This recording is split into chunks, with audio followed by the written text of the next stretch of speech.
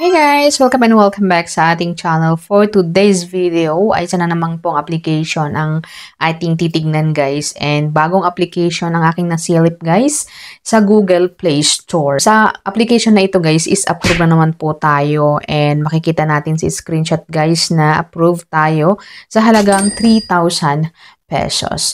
So, kung interesado ka sa video ito, keep on watching, mag-subscribe and mag-like na rin kung hindi ka pa nakapag-subscribe.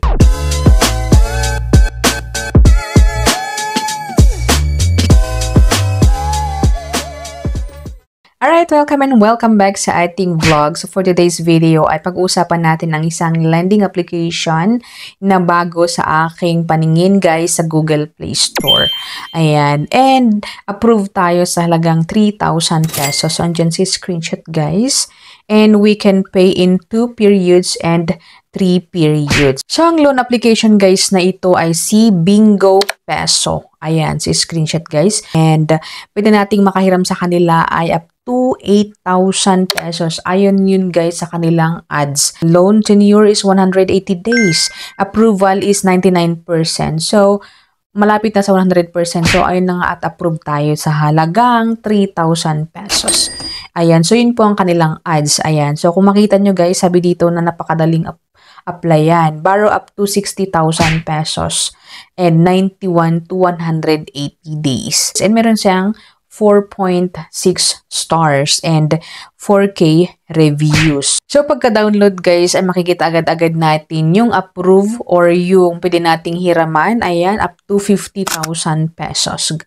And sabi dito na maximum of 60, pero yung pwede nating hiramin is 50,000 pesos.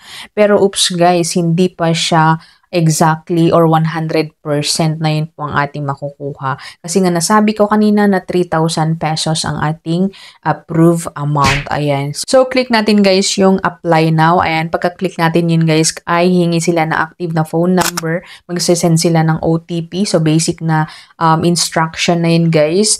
Alright. So, magbabalik ulit siya sa kanilang dashboard. And after natin i-click yung apply now is i-access na naman nila or hingi sila ng permission para i-access yung ating camera, ating SMS, location, device permission, information, ayan, storage. So, yung mga basic na hiningi nilang permission. After which, guys, is yung ating document information like yung ating ID. So, ang ID na pwede sa kanila, driving license, PRC ID, SSS ID, passport, postal ID, UMID ID, TIN ID, national ID, voters ID, pag-ibig, and yung health card or yung PhilHealth ID natin. After which, guys, is yung pa-ID. Pwede nating ma-access sa ating phone kung meron nakasave na ID or pwede nating picturean yung ID kung wala man yun guys. Napansin ko dito na pagka-picture natin ng ating ID ay makukuha agad-agad yung mga information natin. So, makukuha yung full name, yung ID number, date of birth.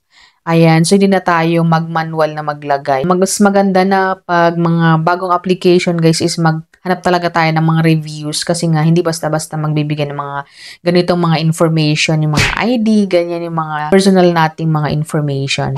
Next one is yung face recognition, yung ating pa-selfie.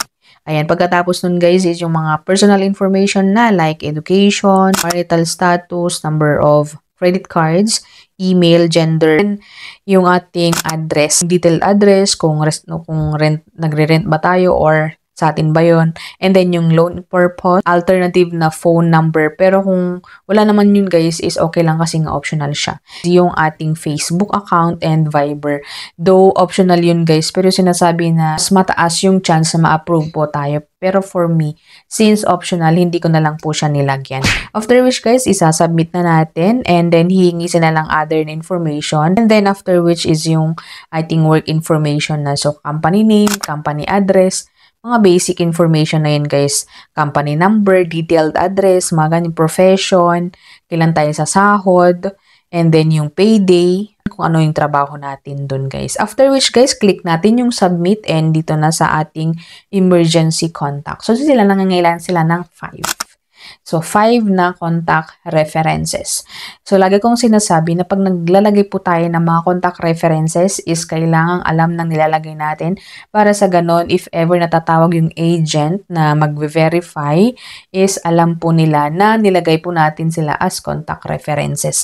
Lalo na sa mga ganitong application na mga bagong application, guys. Talagang tadtarin ka ng text if ever na mag-verify sila or kung sa due date natin. And then, dito na tayo sa kanilang withdrawal channel or sa receiving amount. So, pwede sa kanilang e-wallet and bank. So, for me, nilagay ko na lang e-wallet ko. Guys, after ng mga mahabang mga proseso ay ayun na nga at approve tayo sa halagang 3,000 pesos. So, pwede tayo makapagbayad sa kanila in 2 periods and 3 periods. Sa 2 periods, ayan. So, syempre, 2 periods, so, hati sana ng dalawa. Makikita nyo guys sa screenshot ko sa 2 schedule.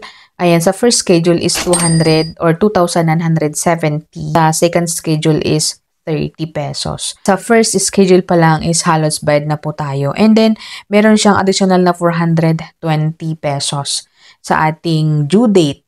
And kung susumain nyo guys is 6 days or 7 days lang po ang loan term nito, mga kaibigan. So, kunyari pag ngayon na ang pag-uutang after 6 days or 7 days, kasi kung makukuha natin ngayon ay mag-start ngayon yung bilang. So, para siyang 6 days. And then, yung 30 pesos na lang pag after siguro ng mga 180 days, pero pwede namang idagdag kasi 30 pesos lang naman siya. Ayun siya. And then, pag 3 schedule naman, andyan si screenshot, 1,485 plus 420 ang babayaran mo after 7 days or 6 days. Depende na sa inyo guys kung ano yung computation nyo, pero for me is para siyang 6 days kasi. And then, schedule 2, ayan, after 7 days ulit.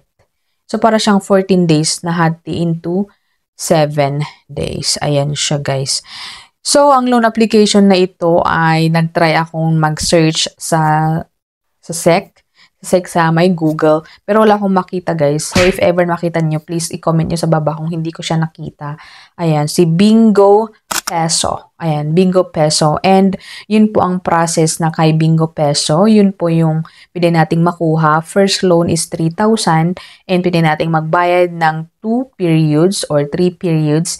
It's up to us guys kung anong pipiliin natin. But take note na 7 days po yung loan term nito. So, medyo mabigat siya guys.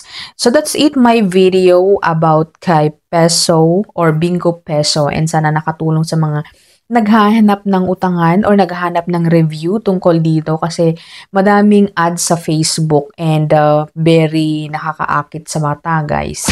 So that's it, Pansit. Thank you for watching and see you again on my next video.